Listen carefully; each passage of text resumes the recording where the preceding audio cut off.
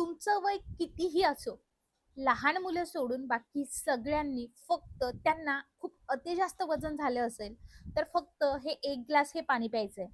यामुळे तुमचं diet, exercise न करताही वजन कमी होतं.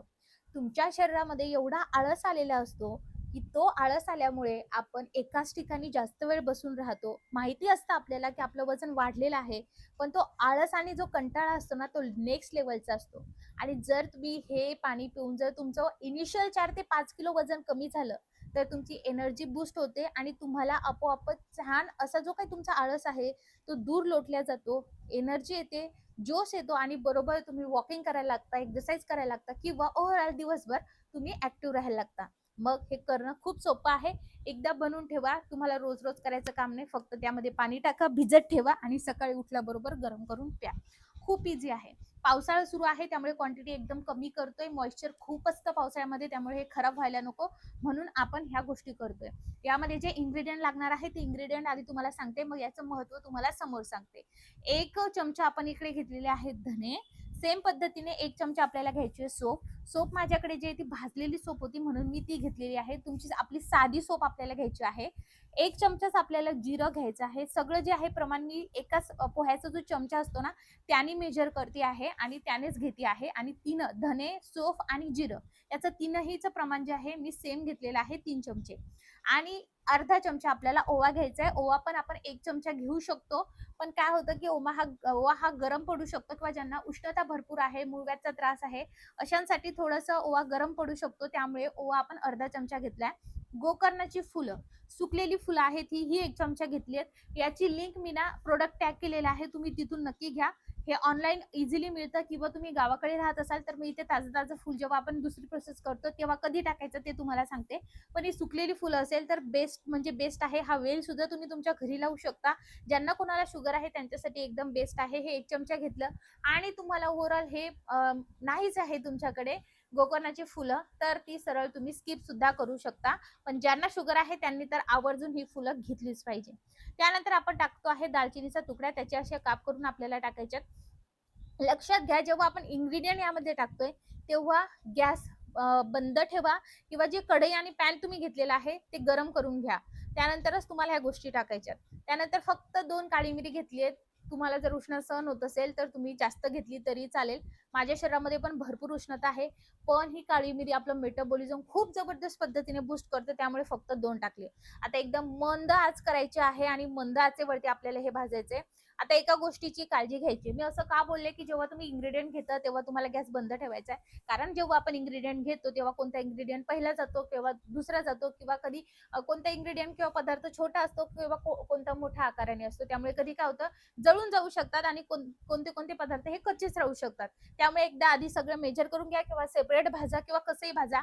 पण हे तुम्हाला मंद आचेवरती भाजायचंय. मंद आचेवरती भाजल्यानंतर जेव्हा हे भाजत येतं ना तेव्हा तुम्हाला दिसणार आहे, की याचा स्मेल खूप खूप म्हणजे खूप छान येतो आणि नंतर हे थोडंसं असं भाजायला लागल्यानंतर आपल्याला चटचट असा आवाज सुद्धा येतो. लगेच गॅस बंद करायचा आहे. आपल्याला हे जाळून टाकायचं नाही आणि मोठ्या आचेवरती सुद्धा आपल्याला हे होऊ द्यायचं नाही. याची आपल्याला आवर्जून काळजी घ्यायची आहे.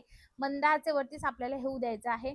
तुमच्याकडे जर हळकुंड असेल ना, मी तुम्हाला हायली रेकमेंड करेल.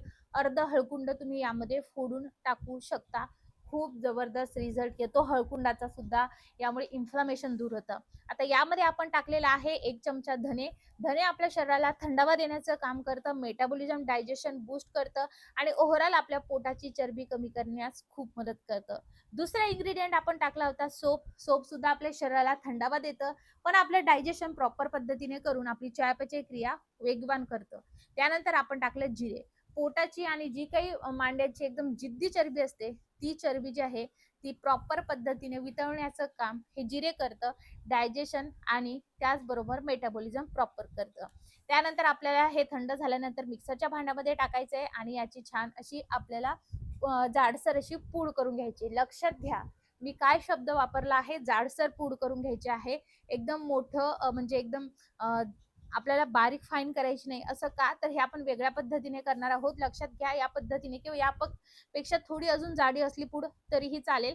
ही थंड झाल्यानंतर हवाबंद डब्यामध्ये ठेवा आणि ही पावडर किंवा ही पूड एवढीच बनवा की 1 हप्ताभर चालेल. कारण आता पावसाळा आहे, खराब व्हायला नको म्हणून सांगते आहे. आता या बनवायच्या 2 पद्धती आहेत. आता मला बऱ्याच जणांचे प्रश्न येतात कमेंट्समध्ये, की माझं वय एवढं आहे, कधी 50च्या वर झालेलं असतं किंवा कधी 50च्या आतले असाल. सगळ्यांनी सेम पद्धतीने फॉलो करू शकता, काही हरकत नाही. मी जसं सांगते फक्त तसं फॉलो करा.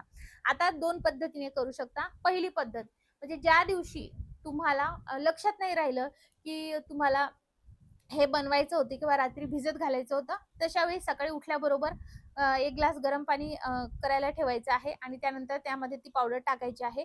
पण मग जेव्हा तुम्हाला असं प्यायचं असेल, तेव्हा त्याची एकदम फाईन पूड करा. लक्षात घ्या. पण आपण आज एकदम फाईन पूड केलेली नाही, थोडीशी कोर्स टेक्स्चर ठेवलेलं आहे. तर ते यासाठी ठेवले कारण आपल्याला ती रात्रभर भिजत घालायची. स्टेप नंबर 2, 1 ग्लास घ्यायचा आहे. ग्लासमध्ये पाणी टाकायचं आहे. रूम टेम्परेचरवरचं पाणी टाकायचं आहे. त्यामध्ये आपलं जे आहे अर्धा चमचा पावडर टाकायचं आहे आणि ते रात्रभर आपल्याला भिजत ठेवायचं आहे. हे कधी करायचंय? जर तुम्ही एकदम फाईन पावडर केली तर सकाळी उठल्याबरोबर तुम्ही पिऊ शकता. पण आपण आता हे रात्री असं ठेवणार आहोत. मिक्स करायचं आणि हे रात्रभर असंच ठेवायचंय. म्हणजे ह्या पूर्ण पुडीचा जो काही पूर्ण अर्क आहे ह्या पाण्यामध्ये येतं आणि सकाळी कसं प्यायचं हे समोर सांगते. यामध्ये आपण टाकलाय ओवा. ओवा हा आपल्याला लवकर भूक लागू देत नाही. भूक नियंत्रणात राहते आणि सगळ्यात विशेष म्हणजे ऍसिडिटी वगैरे होत असेल तर त्याला सुद्धा आराम मिळतो. या पद्धतीने तुम्हाला ही पावडर रात्रभर ठेवायची. आता जर तुम्ही सकाळी केलं तर काय करायचंय? ह्या गरम पाण्यामध्ये ही पावडर टाकायची. आता हा दुसरा दिवस आहे. म्हणजे आता रात्रभर आपण ठेवलं तर आता आपण हे गरम करण्यासाठी ठेवतोय. गरम करायचं म्हणजे हलकंसं कोमट करायचं जेवढं तुम्हाला सहन होईल तेवढं आणि नंतर गाळून हे पाणी प्यायचं. जर तुम्ही रात्रभर भिजत ठेवलं तर. आता जर तुम्हाला रात्री भिजायला लक्ष नाही राहिलं, मग सकाळी 1 ग्लास पाणी घ्यायचं, त्यामध्ये अर्धी चमचा पावडर टाकून ती उकळत ठेवायची आणि नंतर गाळून ते तुम्हाला प्यायचंय. लक्षात घ्या आपण जे आहे थोडं खरखरीत हे केलेलं आहे पावडर, त्यामुळे ही गाळूनच तुम्हाला प्यायची आहे. तुम्हाला जर ही गाळून प्यायची नसेल तर तुम्हाला याची छान अशी पावडर तयार करायची आहे. तुम्हाला ज्या पद्धतीने करायचंय त्या पद्धतीने तुम्ही फॉलो करू शकता. टेस्ट तुम्हाला सेम राहणार आहे आणि हे सिप सिप करून प्यायचं. आता ही पिण्याची योग्य वेळ कोणती? तर याची योग्य वेळ भरपूर आहे.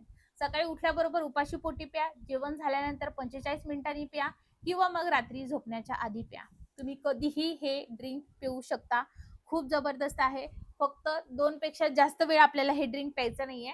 एकतर सकाळी प्यायलं तर रात्री प्या, जेवण झाल्यावर प्या असं प्यायचं आहे. 2 पेक्षा जास्त वेळ प्यायचं नाही. आणि हे करत असताना तुम्ही तुमच्या डाएटमध्ये जर ब्लॅक कॉफी सुद्धा ऍड केली तर तुम्हाला खूप जबरदस्त असं फॅट लॉस बघायला मिळणार आहे तुमच्या शरीरामध्ये. स्टेप बाय स्टेप फॉलो करायचंय. माझं सुद्धा खूप वजन आहे तर ते वजन वाढल्यामुळे खूप जास्त आळस येतो. त्यामुळे जर इनिशियल आपण ह्या स्टेप फॉलो करून जर आपलं 4 ते 5 किलो वजन कमी केलं तर आपोआपच आपल्या बॉडीमध्ये उत्साह निर्माण होतो, जोश निर्माण होतो आणि आपोआपच आपण ऍक्टिव्ह व्हायला लागतो.